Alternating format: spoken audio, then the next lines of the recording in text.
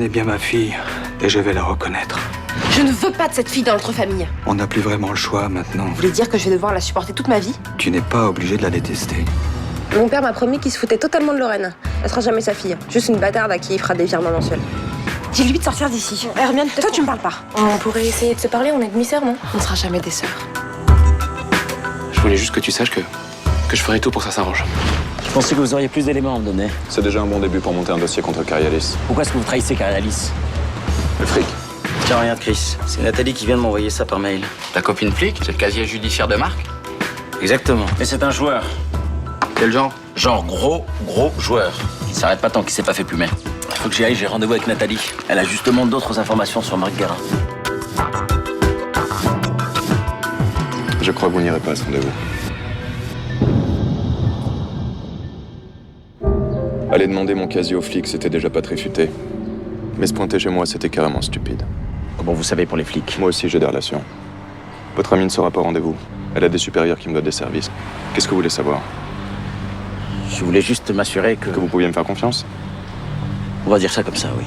Alors maintenant que vous êtes rassuré, vous allez arrêter vos recherches et retourner bien sagement travailler votre plaidoirie. J'ai besoin de preuves irréfutables. Ce que vous m'avez donné jusqu'à présent ne me suffit pas. Qu'est-ce que c'est? C'est le double du contrat qui stipule que Carialis a cédé 500 actions à Antonio Diaz. Philippe a donné des parts de la société à Diaz? Et le capitaine Diaz niera donc toute implication dans le dégazage. C'est ridicule. C'est forcément un acte volontaire. On a les photos prises par l'avion des douanes. La nappe de fuel s'étendait sur 35 nautiques. Il va soutenir qu'il s'agissait d'une fuite d'huile provenant du safran. Écoutez-moi bien. Ce document est à vous à condition que je ne vous trouve plus à fouiner dans ma vie. C'est clair? Parfaitement clair. Bien.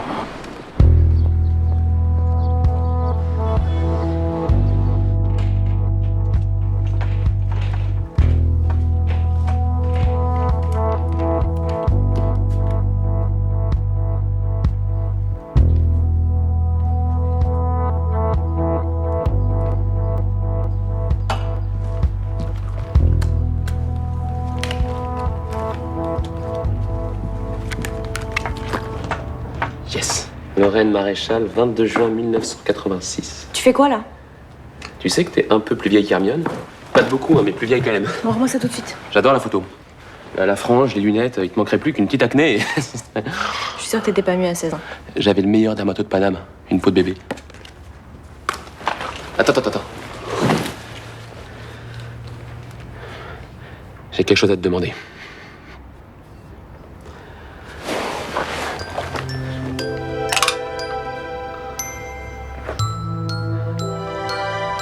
Mademoiselle Lorraine de Safaille, voudrais-tu être ma femme? Je pensais pas qu'on me demanderait en mariage en caleçon. L'habit ne fait pas le moine. Ouais, bah on dirait que ça rentre pas. Bon. Je te propose de zapper tous les salamalecs de la cérémonie et d'en venir directement à la nuit de noces.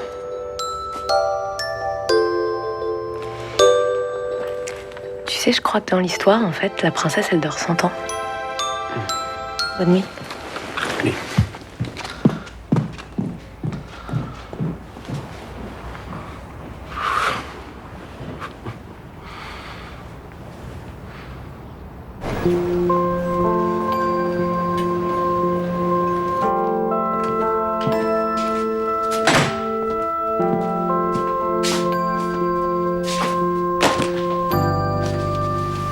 Julien, tu peux pas faire un peu moins de bruit, là, il y en a qui dorment.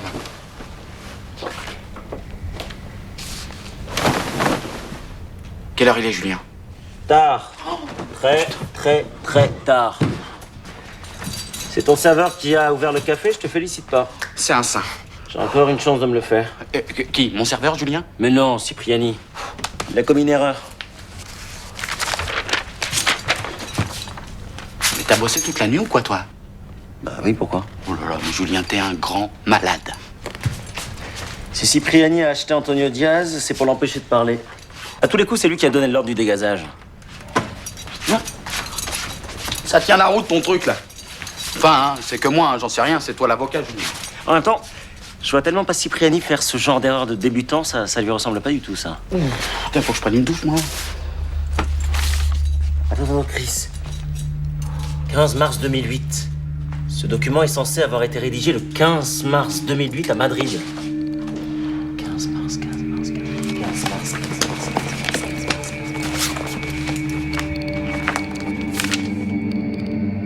Antonio Diaz est arrivé à Madrid le 16 mars, le lendemain. Je sais parce que j'étais là, sa descente d'avion. Tu peux me la refaire là, mais en français, je capte rien, Julien. Antonio Diaz n'a jamais pu signer ce document ce jour-là. Ce document est un faux. Ils ont essayé de m'avoir avec un faux. Attends, c'est quoi cette histoire, hein? La signature du contrat de la... Si j'avais sorti ce document au tribunal, je me serais fait griller. Marc Guérin m'a bien baisé. Et c'est emmerdant? C'est complètement foutu, oui. Mais merde!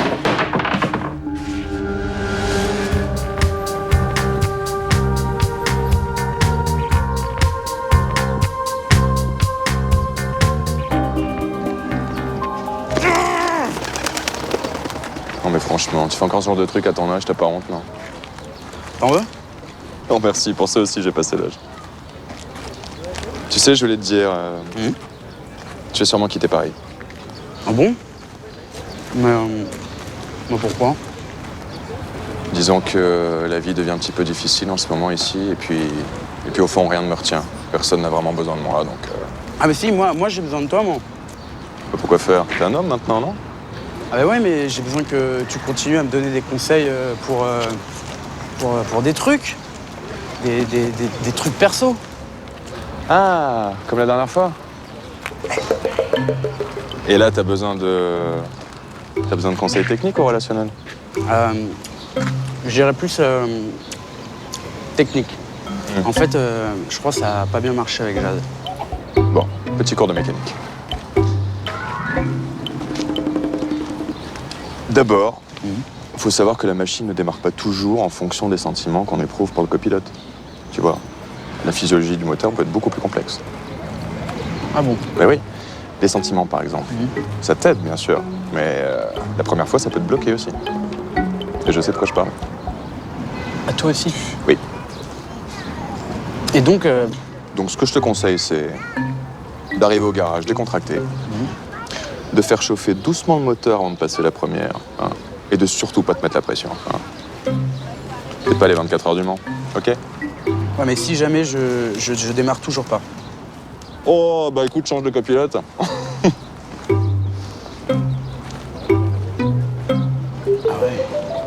Je sais pas qui a parlé, mais ça a fait le tour de Paris. Oui, j'ai une demi-sœur. Oui, mon père se tapait la bonne. Tartare de tomates. Et hamburger triple. C'est moi. Merci. Ils doivent tous être morts de rire. Ça t'intéresse un peu ce que je dis? Quand tu t'imagines, toi, son père comme ça, paf, du jour au lendemain, ça doit être l'horreur quand même. Mon père, en ce moment, je suis pas sûre d'avoir envie de le croiser tous les jours. Oui, et ben Laura ne pourra plus jamais voir la tête de son père. Ça doit être comme les amputés, tu sais qu'ils sentent encore leurs membres, mais peuvent plus le toucher. Ça va, hein, c'est pas parce qu'elle a perdu ses parents qu'elle va venir me piquer le mien. Bon, et depuis que personne, écoute. Et puis si ton père t'avait moins dorloté, tu la comprendrais mieux, Lorraine. Par contre, je mange pas. Non, t'as regardé ton pif frais comme ça me dégoûte.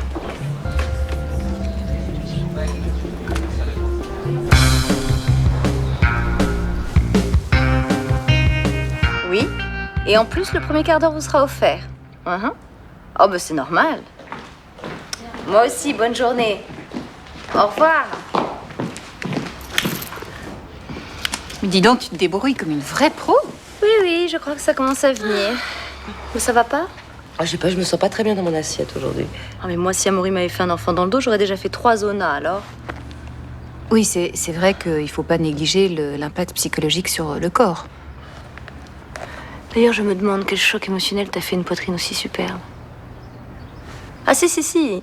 Géraldine l'a remarqué, elle t'a trouvé un corps de rêve. Tu trouves pas que ses seins sont un petit peu différents? Je sais pas. En même temps, je passe pas ma vie à soupeser les seins d'Alexia, hein. Tu l'as fait? Elle l'a fait. Écoute, personnellement, j'en ai pas l'utilité, mais je veux bien le numéro du type qui t'a fait ça. Mais je n'ai pas touché à mes seins. Et je suis une tombe. Je n'en parlerai à personne. Tu sais quelque chose? Je n'ai rien fait. Franchement, je trouve ça ridicule. Je pensais que nous étions de vrais amis. Valérie, pars pas comme ça. Puisque je te dis que je n'ai rien fait. En même temps, ils sont superbes, hein. Moi, la dernière fois que j'ai eu une poitrine pareille, j'étais enceinte de Victor.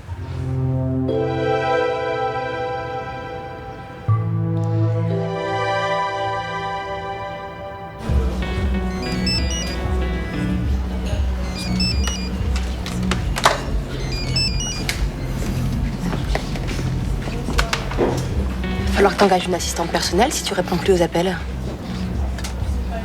Quand j'ai bien réfléchi. Si t'as besoin de parler à mon père, c'est maintenant ou jamais. Et après, tu nous laisses tranquille, d'accord?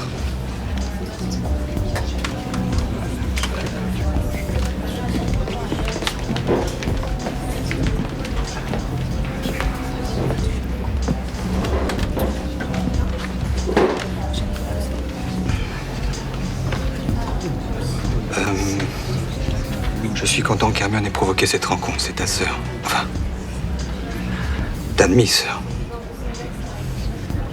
Je vais prendre en charge tes dépenses ainsi que tes études.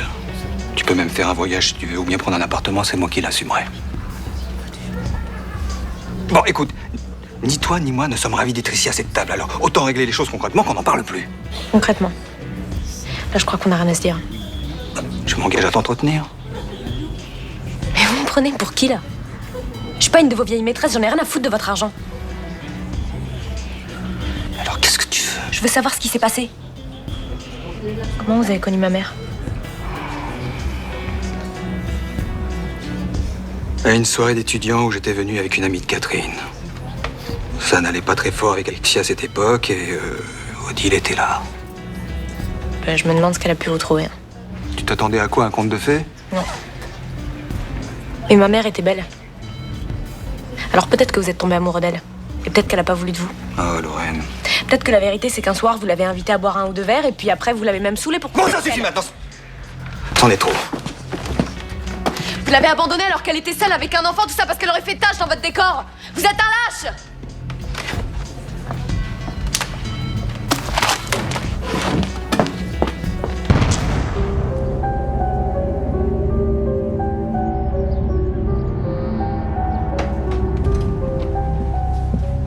Cette gamine est une furie.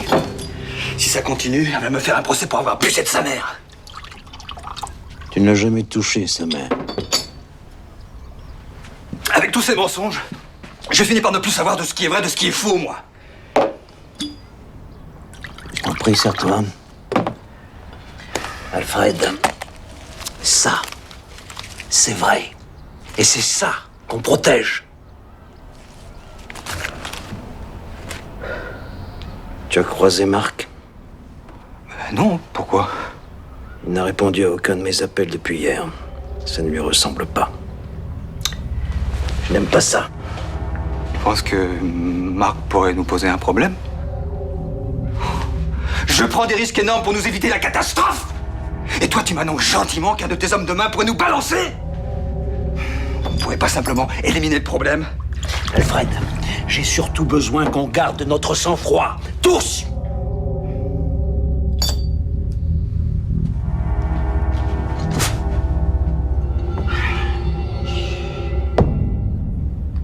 Tiens, tu devrais essayer ça. J'ai des lingettes aussi, si tu veux. Qu'est-ce que tu fais là? Tu me suis? Disons que j'étais pas loin. C'est mon père qui te fait pleurer comme ça? Non, c'est rien. Ça te ferait plaisir, hein? Franchement, oui. Malheureusement, je sais que c'est pas possible. Papa ferait pas de mal à une mouche. Ça pique ton truc, hein. Qu'est-ce que tu croyais? Qu'il allait te sauter dans les bras? Non. J'ai bien compris qu'il t'aimait trop pour me faire une place dans sa vie, hein. On sera jamais comme des jumelles. Mais on pourrait tenter de cohabiter, disons. Sans trop se prendre la tête. Quelque chose de neutre, une sorte de petite Suisse. Pas pour la Suisse.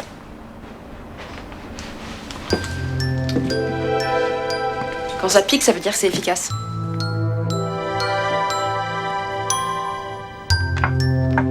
N'importe quoi, ce truc.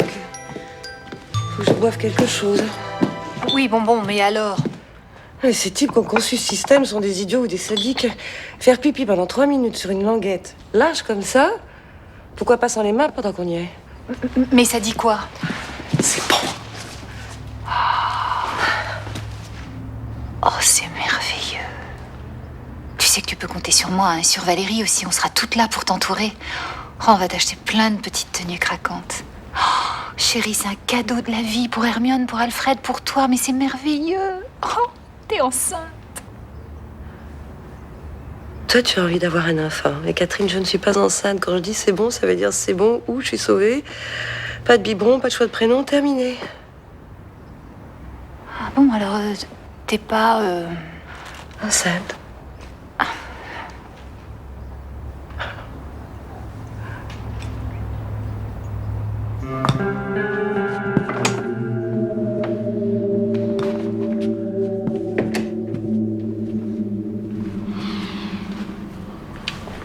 Je croyais pourtant avoir été clair. À moins que ça ne soit pour y travailler, tu ne mets plus les pieds ici. J'imagine que tu as besoin de quelque chose. Oui, je veux travailler. Travailler ici, chez Carialis. Attends, tu peux m'expliquer? Non, mais je veux toujours pas travailler pour toi. Je veux travailler avec toi. Tu veux être associé, c'est ça? Exactement. Et tu crois que parce que tu es mon fils, je vais te donner des parts de Carialis? Non. Non, tu vas rien me donner du tout. Je vais me marier. Félicitations. Et donc? Tu n'ignores pas que la première née des Saint-Failles reçoit un quart des parts de la société Carialis le jour de ses 23 ans. Jusqu'à présent, c'était Hermione. Mais Alfred a avoué que Lorraine était sa fille. Et je sais que c'est la plus âgée. Donc, si je l'épouse, et là je suis à 2 doigts de la faire craquer, je deviens gestionnaire de ses parts. Tu es très malin. Mais tu ne sais pas lire. En fait, c'est le premier enfant d'Alexia qui touchera les 25%, pas celui d'Alfred. Hermione est donc toujours l'héritière légitime. Ceci étant dit, je me trompais tout à l'heure. Tu devrais passer me voir plus souvent. Ça me réjouit. Toujours.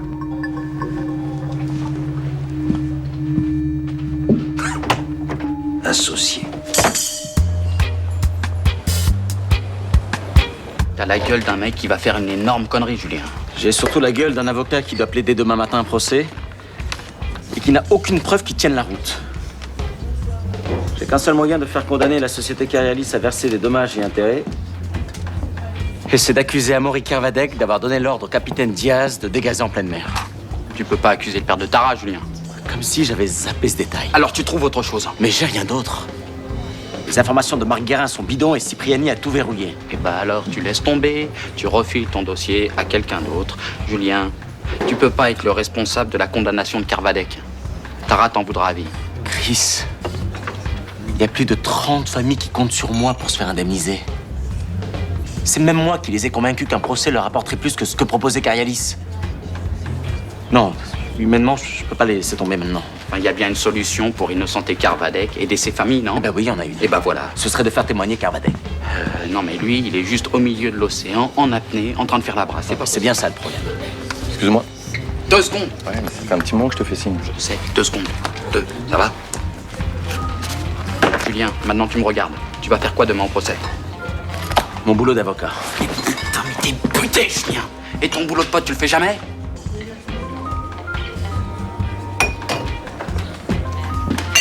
Excuse-moi, je suis désolé. La prochaine, c'est pour moi.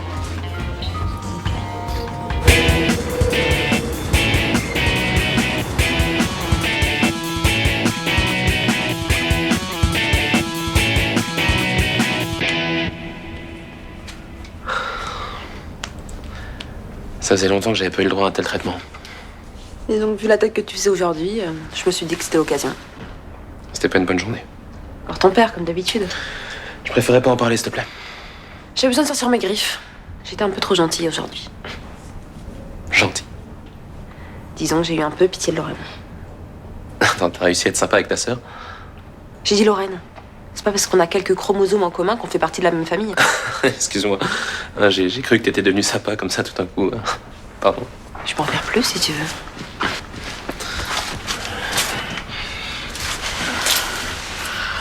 J'adore quand tu prends les choses en main comme ça. On dirait que c'est de famille. Pardon? Non, c'était une expression. Je disais juste ça comme ça, c'est... T'as un élément de comparaison? T'as couché avec Lorraine?